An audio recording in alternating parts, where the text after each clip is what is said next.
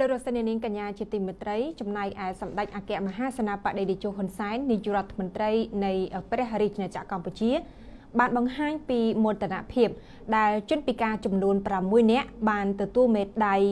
16គ្រឿងដែលនៅក្នុងនោះមានមេដាយមាសឯកផងដែរសម្ដេចអគ្គមហាសេនាបតីតេជោហ៊ុនសែននាយករដ្ឋមន្ត្រីនៃព្រះរាជាណាចក្រកម្ពុជាបានជួបជាមួយនឹង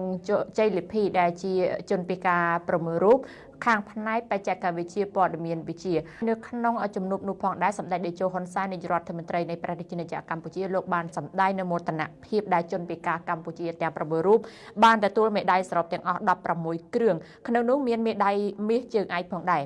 សម្ដេចតេជោប្រមុខរាជរដ្ឋាភិបាលកម្ពុជាបានលើកទឹកចិត្តបង្ហាញពីមោទនភាពបែបនេះនៅក្នុងឱកាសដែលសម្ដេចបានជួបសំណេះសំណាលជាមួយនឹងជ័យលិភីជនពិការចំនួន6រូបដែលទទួលបានជ័យលិភីពីកម្មវិធីប្រកួតជាសកលផ្នែកបច្ចេកវិទ្យាព័ត៌មានពិការភាពនៅសាធារណរដ្ឋកូរ៉េកាលពីពេលកន្លងទៅនេះ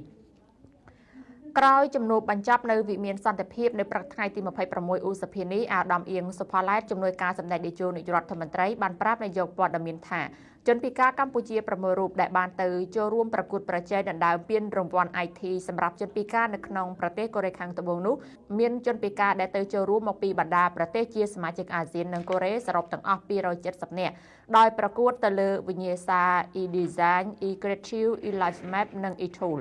ជាលទ្ធផលយុវជនពិការកម្ពុជា6រូបដែលបញ្ជូនទៅនោះដណ្ដើមបានមេដាយមាសប្រាក់និងសំរឹទ្ធសរុប16គ្រឿងជនពិការដែលកម្ពុជាបញ្ជូនទៅនោះរួមមានឈ្មោះកៅច័ន្ទឧត្តមដណ្ដើមបានមេដាយមាសជើងឯកចំនួន1គ្រឿងមេដាយមាស1គ្រឿងមេដាយប្រាក់2គ្រឿងឈ្មោះហាមវិជ្ជការដុនទទួលបានមេដាយមាស1គ្រឿងប្រាក់1គ្រឿងសំរឹទ្ធ1គ្រឿងឈ្មោះធីថូណាទទួលបានមេដាយមាស1គ្រឿងប្រាក់1គ្រឿងឈ្មោះញុតសុភឿនទទួលបានមេដាយមាស1គ្រឿងប្រាក់1គ្រឿងឈ្មោះញ៉ាញ់ផានិតទទួលបានមេដាយមាស1គ្រឿងប្រាក់1គ្រឿងឈ្មោះងិនសុធាទទួលបានមេដាយមាស1គ្រឿងនិងប្រាក់1គ្រឿងសម្ដេចតេជោនាយករដ្ឋមន្ត្រីបានមានប្រសាសន៍ថានេះគឺជាមោទនភាពណាស់សម្រាប់កម្ពុជាដែលជនពិការទាំង6នាក់បានទទួលមេដាយសរុបទាំងអស់16គ្រឿងក្នុងនោះមានមេដាយមាសជើងឯកដូចនេះជនពិការមិនពិការចិត្តទេបើគឺមានការឆ្លៀសវៃហើយកម្ពុជាគឺជាប្រទេសមួយដែលមានស្នាដៃ